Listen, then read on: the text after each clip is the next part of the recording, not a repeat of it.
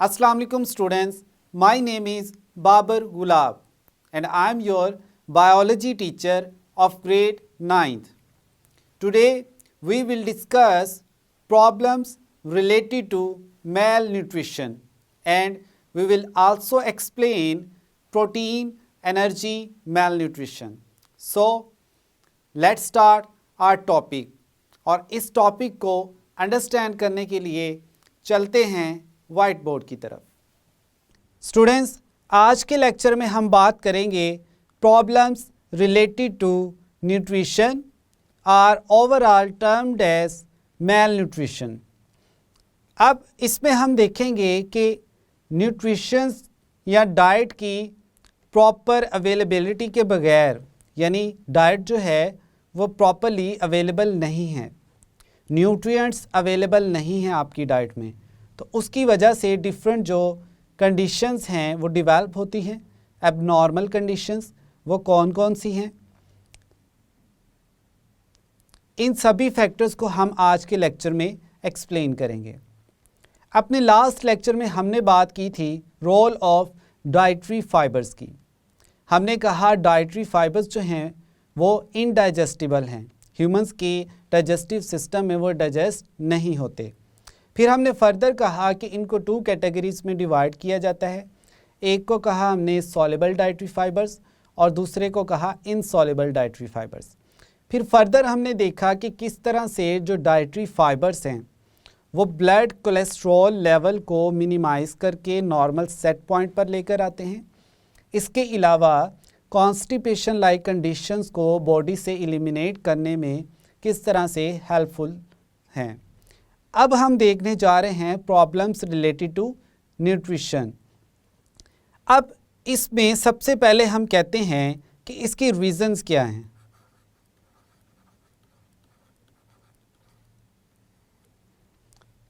सबसे पहली जो हमारे पास रीज़न है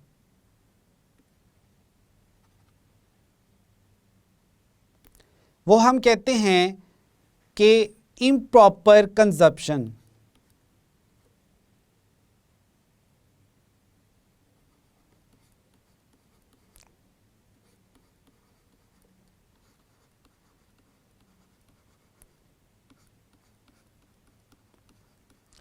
यानी जो डाइट है आपकी वो आपको प्रॉपर क्वांटिटी में अवेलेबल नहीं है। आपकी डेली बेसिस पे जो एनर्जी रिक्वायरमेंट है वो आपको प्रोवाइड नहीं हो रही, इसको हम कहते हैं इम्प्रॉपर कंजप्शन। दूसरी हमारे पास रीज़न है वो है पुअर एब्जॉर्प्शन।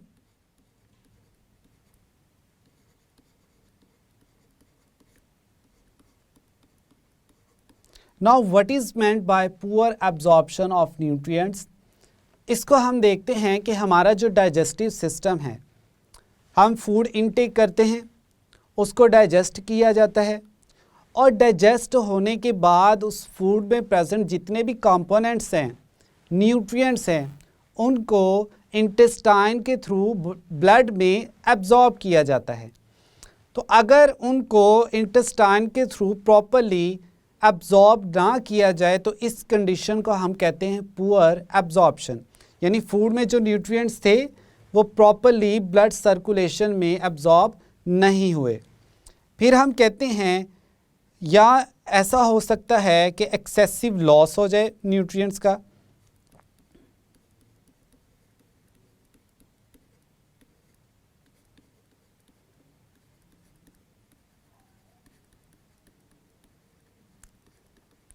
अब एक्सेसिव लॉस कब होगा न्यूट्रिएंट्स का? आपने फूड इनटेक की, इसको डाइजेस्ट किया, लेकिन मोस्टली जो इसका पोर्शन था वो डाइजेस्ट नहीं हो सका। स्टमक जो है उसने और इंटेस्टाइन में जो सिक्रीशंस हैं उनकी प्रॉपरली क्वांटिटी प्रेजेंट नहीं थी, जिसके रिज़ल्ट में फूड जो है वो टोटली ब्रेक डाउन नहीं हुआ। अब उसमें बहुत सारे ऐसे मटीरियल रह गए हैं जिनको एक्सट्रैक्ट किया जा सकता था, लेकिन उनकी ब्रेक डाउन नहीं हुई, ना ही एब्जॉर्प्शन हुई है। तो अब मोस्टली जो फूड में न्यूट्रिएंट्स है वो वैसे के वैसे ही रहेंगे और फीकल मटेरियल के ज़रिए वो बॉडी से रिमूव हो जाएंगे। यानी बॉडी ने उनको मैक्सिमम डाइजेस्ट करके उनकी एब्जॉर्प्शन नहीं की, जिसके रिज़ल्ट में अब मोस्टली जो न्यूट्रिएंट्स थे वो बॉडी से वैसे ही रिमूव हो गए। ये तो हमारे पास कुछ रीज़न्स थी न्यूट्रिशन से रिलेटेड या मेल न्यूट्रिशन। न्यूट्रिशन से रिलेटेड जितने भी डिसऑर्डर्स हैं उनको हम कलेक्टिवली कहते हैं they are termed as malnutrition. अब हम देखते हैं कि इसमें फर्दर और कौन कौन सी कंडीशंस हैं या कौन कौन सी रीज़न हैं। अब मेल न्यूट्रिशन ये जो है, इस पे सिर्फ यही नहीं है कि आपको जो फूड है वो प्रॉपरली अवेलेबल नहीं है या उसको डाइजेस्ट करके उसमें सिर्फ जो न्यूट्रिएंट्स हैं उनकी एब्जॉर्प्शन नहीं हो रही।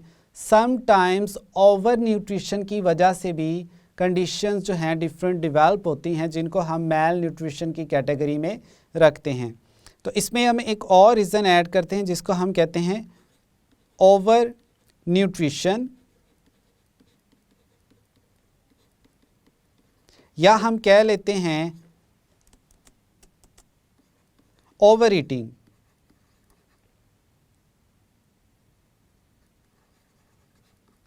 ज़्यादा खाना खाने की वजह से।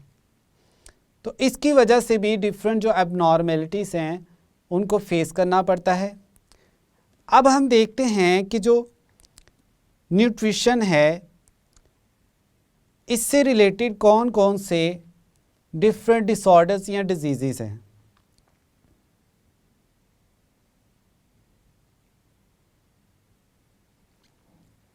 इसमें हमारे पास है प्रोटीन डेफिशिएंसी और protein energy mail nutrition. First है हमारे पास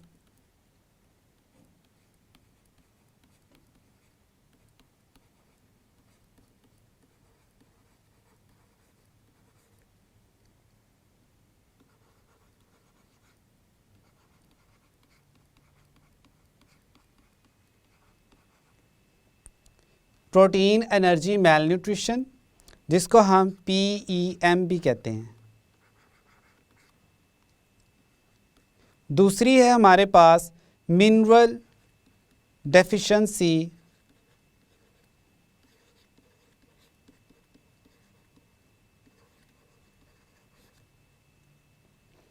डिजीज़, जिसको हम MDD भी कहते हैं। थर्ड जो हमारे पास है वो है ओवर इनटेक ऑफ न्यूट्रिशन और nutrients, over intake of nutrients.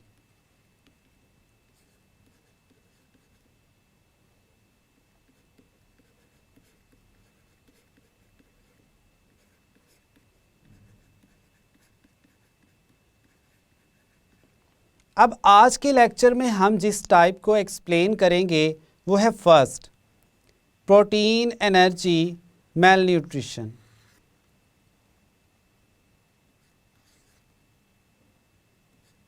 जिसको हम PEM भी कहते हैं।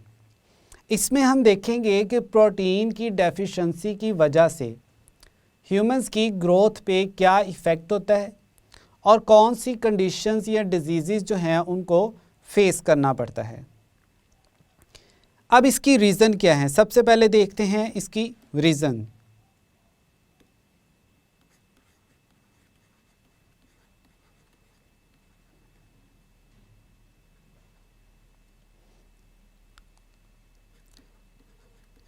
हम कहते हैं इनएडिक्वेट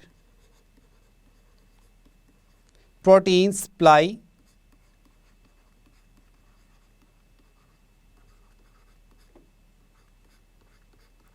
यानी जो प्रोटीन है वो डाइट में प्रॉपर अमाउंट में प्रेजेंट नहीं है जितनी कि बॉडी को रिक्वायर है।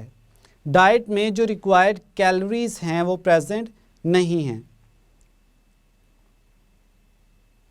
दूसरा हम कहते हैं पुअर एब्जॉर्प्शन ऑफ प्रोटीन,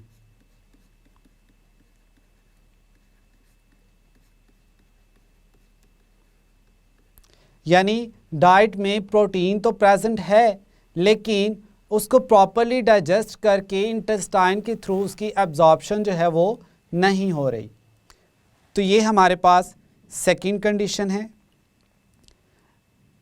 अब हम देखते हैं कि इसकी वजह से कौन कौन सी जो डिजीज़ेज़ हैं वो पैदा होती हैं।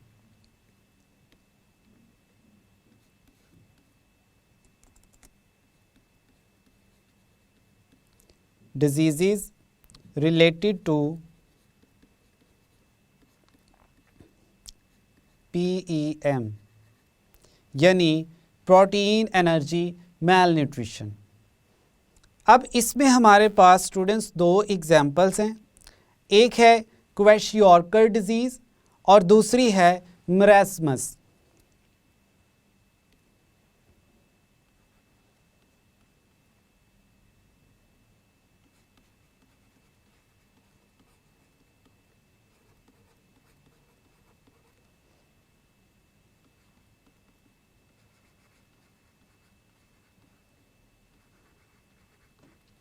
इन दोनों डिजीज़ को अब हम वन बाय वन देखेंगे कि इन दोनों में कौन कौन से जो फैक्टर्स हैं वो इन्वॉल्व होते हैं। सबसे पहले बात करते हैं क्वेशियोर्कर की। क्वेशियोर्कर डिजीज़ जो है ये मोस्टली बच्चों में होती है, approximately at the age of 12 months, यानी जब 1 साल का बच्चा होता है या इससे एक आध माह जो कम 11 मंथ्स का कह लें, तो इस एज में जो ये डिज़ीज़ है वो बच्चों में होती है।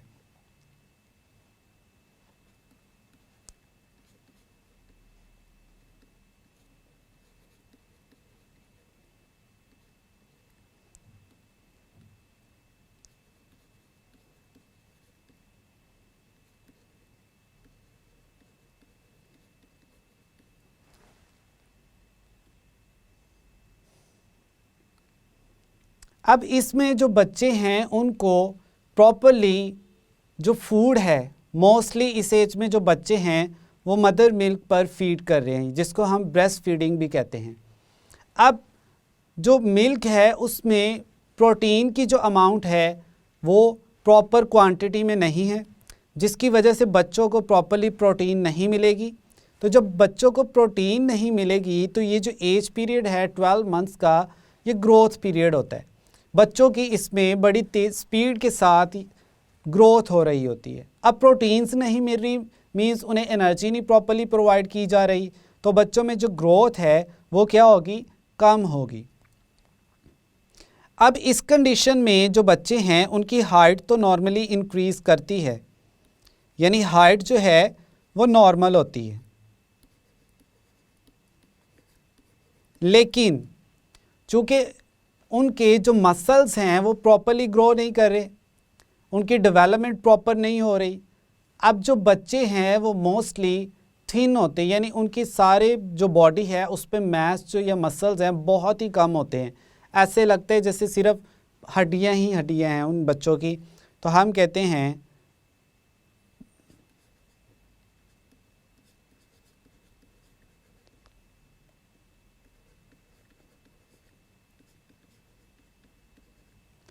जो बच्चे हैं वो बहुत ज़्यादा पतले होते हैं।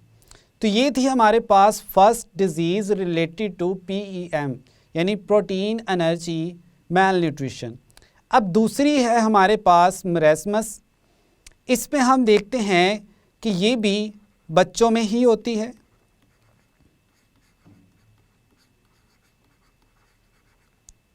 Eight the age of approximately 6 month,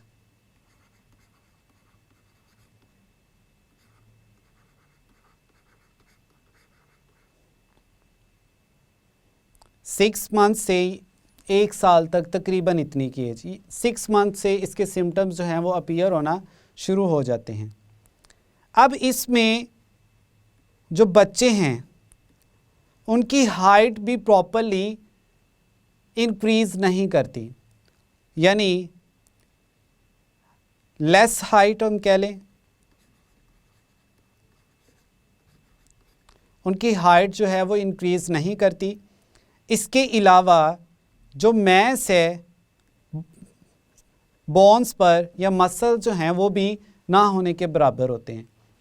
तो इसमें भी जो चिल्ड्रन हैं वो क्या होते हैं, थिन होते हैं।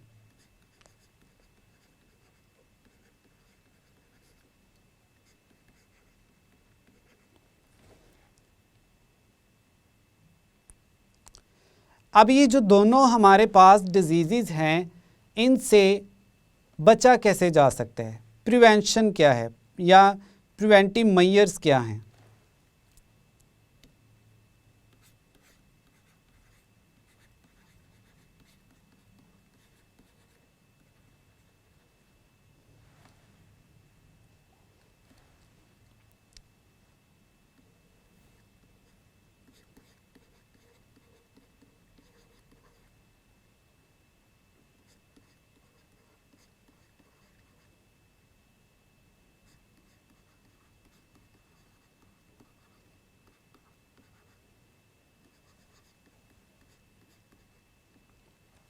अब जो बच्चे हैं उनको प्रॉपरली प्रोटीन्स की रिक्वायरमेंट चाहिए, तो ऐसा किया जा सकता है कि इन बच्चों को जो मिल्क है वो सिंथेटिक दिया जाए, जिसमें प्रोटीन जो है वो प्रॉपर अमाउंट में प्रेजेंट हो। दूसरा जो है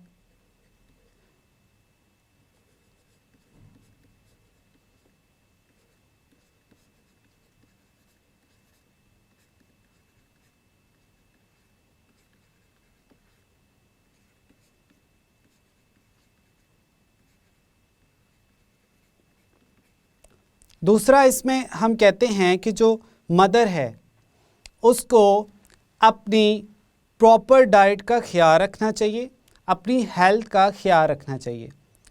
अगर जो मदर है वो खुद प्रॉपरली फिट होगी, उसमें जो मिल्क प्रोडक्शन है और मिल्क जो है उसमें प्रॉपर न्यूट्रिएंट्स या प्रोटीन्स प्रेजेंट होगी, तो बच्चे जो हैं उनकी ग्रोथ भी अच्छी होगी। तो जो माँ है उसको अपनी सेहत का ख्याल रखना चाहिए। तो इन बेसिक स्टेप्स को फॉलो करके ये जो क्वेशियोर्कर डिजीज़ है या मरास्मस है, इससे बचा जा सकता है। यहाँ तक स्टूडेंट्स हमने बात की प्रोटीन एनर्जी मेल न्यूट्रिशन की। नेक्स्ट लेक्चर में हम जो ओवर इनटेक ऑफ न्यूट्रिएंट्स है और इसके अलावा हमारे पास मिनरल डेफिशिएंसी डिजीज़ हैं, इनको एक्सप्लेन करेंगे। तो यहाँ तक हमारा जो आज का लेक्चर था वो कंप्लीट हो गया। स्टूडेंट्स, आज के लेक्चर में हमने मेल न्यूट्रिशन को एक्सप्लेन किया। हमने कहा कि जो न्यूट्रिएंट्स की सप्लाई है वो अगर प्रॉपर अमाउंट में नहीं होती तो इसकी वजह से जितने भी डिसऑर्डर्स क्रिएट होते हैं उनको ओवरऑल हम कहते हैं कि ये मेल न्यूट्रिशन की वजह से है, इनएडिक्वेट सप्लाई ऑफ फूड। फर्दर हमने एक्सप्लेन किया प्रोटीन एनर्जी मेल न्यूट्रिशन को, जिसको हमने PEM का नाम भी दिया। इसमें हमने 2 डिजीज़ को एक्सप्लेन किया।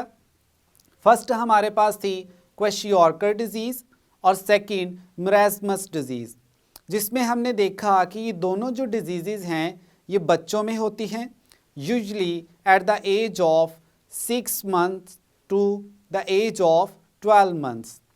और इसमें हमने देखा कि बच्चों को जो प्रोटीन की प्रॉपर अमाउंट में सप्लाई नहीं होती तो उनमें जो उनकी ग्रोथ है वो रुक जाती है, और दूसरा उनकी बॉडी पे जो टिश्यूज़ हैं या मसल्स हैं वो प्रॉपरली डेवलप नहीं होते। तो इस कंडीशंस में बच्चे जो हैं वो बहुत पतले नज़र आते हैं। मोस्टली ऐसा लगता है कि मैस है ही नहीं, सिर्फ हड्डियों का ढांचा ही है। तो ये था स्टूडेंट आज का हमारा lecture. I hope now you have a clear idea about protein energy mail nutrition. मिलते हैं नेक्स्ट लेक्चर में। अल्लाह हाफिज़। अल्लाह हाफिज़।